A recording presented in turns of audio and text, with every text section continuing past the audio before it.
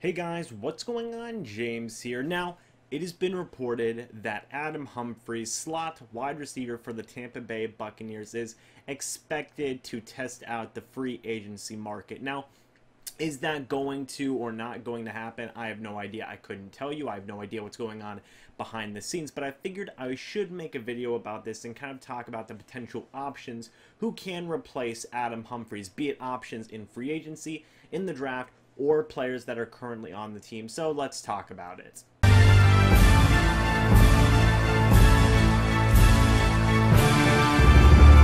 Like I said, talking about replacements for Adam Humphries, he is expected to ask around $8 million a season. That's his current value right now. He's probably asking the Tampa Bay Buccaneers for that much. And when he does go off into free agency, that's probably what he's going to ask teams that want to sign him for as well. So, you know, that's a lot of money. I personally would pay it, but I've seen a lot of fans say that they're not going to pay it. And it seems like the Tampa Bay Buccaneers aren't necessarily willing to give him that much either. So there is a pretty decent chance that Adam Humphries is going to go to another team next season. But if that were to happen, who should the Tampa Bay Buccaneers replace him with? Well, let's take a look at the first outlet that is going to be coming first thing in line, and that is the free agent pool of wide receivers. Now, just taking a look at my notes here, there's a few guys that I wrote down. There's actually 8 to be in fact, but a lot of these guys, you know, I'm going to kind of divide them up in terms of guys who are probably going to ask for too much money and guys who I think could reasonably sign with the team. So the first guy that I want to talk about is Golden Tate. I really don't understand why people feel that Golden Tate is going to get slot receiver type of money, be it $6 million or less a season. I feel Golden Tate can get paid by, you know, at least an amount that a number 2 wide receiver deserves. You know, it wasn't too long ago that he was doing awesome things for teams like the Detroit Lions and the Seattle Seahawks. He was a number 1 receiver there, so I really don't understand why people feel that he's going to accept slot wide receiver money when he can obviously make a lot more money elsewhere. I mean, imagine how much money teams like the Miami Dolphins, the Baltimore Ravens, the Houston Texans, among other teams, imagine how much money they're going to offer Golden Tate. I fully expect him to exceed even the number that Adam Humphries is asking for, and I really don't feel that he is a all-around viable option. But the next guy I want to talk about, he is a viable option. It is John Brown, former Baltimore Ravens wide receiver, former Arizona Cardinals wide receiver. This guy played for Bruce Arians for a long time, pretty much the entire start of his career until he was eventually signed by the Baltimore Ravens. We all know the story there. This guy, John Brown, is a speedster. Not only would he be a good replacement for a guy like Adam Humphries, who is a slot wide receiver, he'd be a good replacement for Deshaun Jackson as well, as in terms of a speedier, deep, thready type of wide receiver. The guy has really sharp routes, he has really good speed, and he has really good hands, and he was obviously one of the first draft picks and first kind of good wide receivers that Bruce Arians ever had in Arizona, so you figure he has to be one of the bigger favorites to sign with the team should Adam Humphries go to free agency. The next guy I want to talk about, Randall Cobb, formerly of the Green Bay Packers. It's been reported that he's not going to re-sign with the team pretty much. Again, he's much kind of in a similar situation as Golden Tate is. I fully expect him to earn some really good money in this upcoming free agency class. Again, I know he's a little bit older. I believe he's 29, 30 years old. But he's just coming off of having some really good years with Green Bay. You know, there were situations where he could have left and got starting wide receiver money. Now, granted, that was a few years ago, but I still think that he could get some good wide receiver money up in this upcoming free agent class. I still feel that he could be a valuable starting wide receiver for this team, and I know slot wide receivers, they are starters and they do get a lot of playing time, but I feel Randall Cobb could be a number 2 at least for a team, and I know that's stretching a little bit considering Cobb's age, and you know, he's generally been a slot receiver in the past, but I think he's a pretty darn good wide receiver, and I feel that he was starting to get lost in the shuffle a little bit in Green Bay, and I feel once he's fully healthy, he can be one of the top tier number 2 wide receivers in the league at least, you know, maybe bottom tier wide receiver 1 in the case of Cobb. So I really don't think the Buccaneers are going to go for him. I think he's a little bit out of their price range. Another guy I want to talk about, again, this is another guy I could easily see coming to the Tampa Bay Buccaneers, maybe not as a slot receiver as much, but it's maybe as like a wide receiver 4, and that is actually former Arizona Cardinals wide receiver J.J. Nelson. Again, another just electric speedster. This guy would probably be the perfect replacement for Deshaun Jackson, essentially because he's a Deshaun Jackson light. This guy, again, has blazing speed, very good as a returner, and in both the punt format and the kick return format. And this guy just has amazing speed, really good deep ball, deep route running ability. He'd be an awesome replacement for Deshaun Jackson. As a slot receiver, that one's a little bit up for grabs. I haven't been too impressed with J.J. Nelson's work in terms of being a slot receiver. I still think that he would be an awesome addition to this wide receiver core and kind of getting things going and kind of teaching the rest of these younger receivers what's going on with Bruce Arians' offense and how everything is run and whatnot.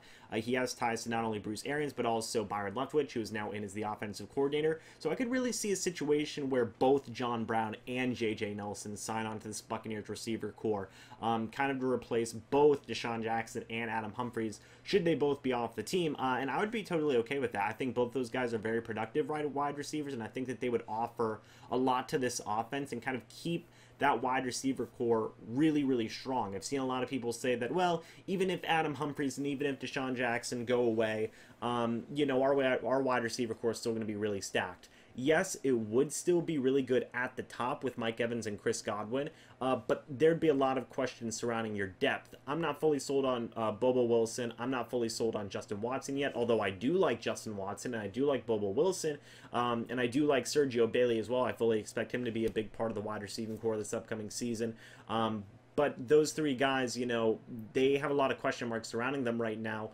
A lot of it in terms of health and whatnot, and a lot of it in terms of lack of playing ability. So I fully expect, you know, them to bring in another wide receiver or two in terms of depth, and J.J. Nelson and John Brown would be two awesome additions. Finally, we have four guys that I'm going to touch up on real quick. The first guy is Rashad Matthews from the New York Jets. Again, this guy has a pretty decently high asking price, and it seems like wherever he goes, that's always going to be his asking price. He doesn't really come down from that. So I'm going to lump him together with guys like Randall Cobb and Golden Tate, not because of the matter of he's really talented, but he is pretty decently good wide receiver. I simply think it's because he's not really going to lower his asking price unless he absolutely has to. And then the final three guys, you have Cole Beasley from Dallas, you also have Philip Dorsett from New England, and then you have Jordan Matthews from Philadelphia. These three guys, you know, they'd be decent-ish options. The top guy out of those three for me is Philip Dorsett because I love Philip Dorsett. I think he's an awesome wide receiver, former first-round draft pick, mind you.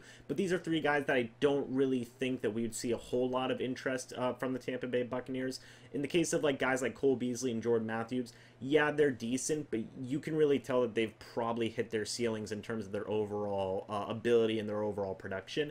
Philip Dorsett, I'd really like to see him brought in as a number 4 wide receiver possibly to this team. I think he could do a lot of awesome things in terms of his speed and his good route running.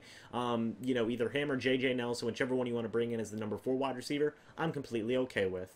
The next outlet I want to talk about real quick is going to be the draft. I'm going to skim past this one because I'm really starting to talk about it more in terms of mock drafts, but there's a lot of good wide receivers out there from Ohio State, from Florida, from all these other different types of colleges that really offer the same types of skill sets that Adam Humphries has on this team right now in terms of being slot wide receivers. Obviously, the big one is the one wide receiver from Clemson. He pretty much is a mirror copy of Adam Humphries, so we could see the Buccaneers maybe draft him.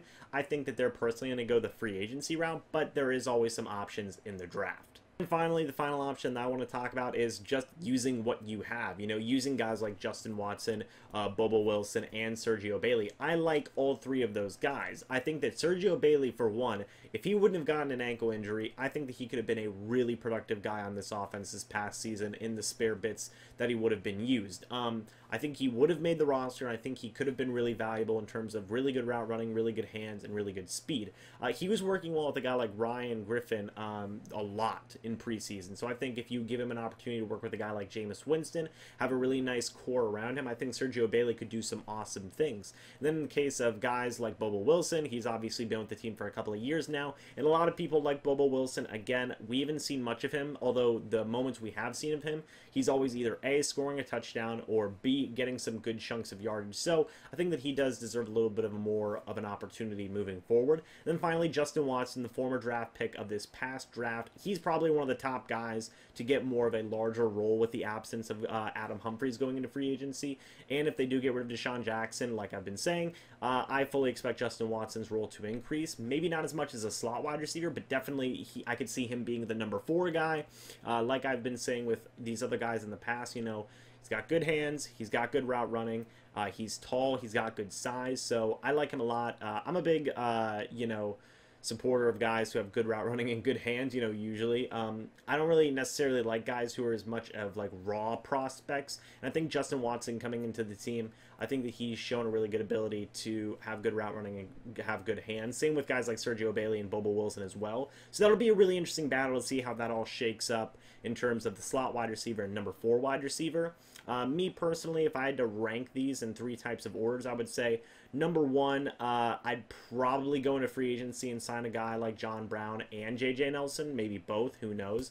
And then number 2, if you can't get either one of them, I'd probably go and just roll with the guys that we have now, guys like Justin Watson, guys like Sergio Bailey, and guys like Bobo Wilson. And then number 3, I'd probably draft a wide receiver, maybe 5th, 6th, 7th round. I wouldn't draft a wide receiver too high because I feel there are other positions of need, such as the offensive line, edge rushers, defensive line. That's always a big need. And then depth on the secondary. You know, I kind of want to build around depth, not the positions that we're really good at, but at the positions that we are kind of weaker at. So build up that running back depth, build up that offensive and defensive line depth, and then build up that secondary depth. So yeah, that's kind of how I would rank the order of operations in terms of what route would I go first. You know, route number 1 I'd go is free agency. Route number 2 I would go is seeing what we have on the team, and then route number 3 I would go is, you know, a draft pick. So let me know what you guys think about all of this down in the comment section below. Who do you think should replace Adam Humphries? What are your favorite types of options? Did you like any of the free agent options that I said? Let me know what you think about all that down in the comment section below. I want to thank you guys so much for watching this video. I hope you all enjoyed, and as always, I'll see you in the next video or the next live stream. But until then, and as always, goodbye for now, and go Bucs.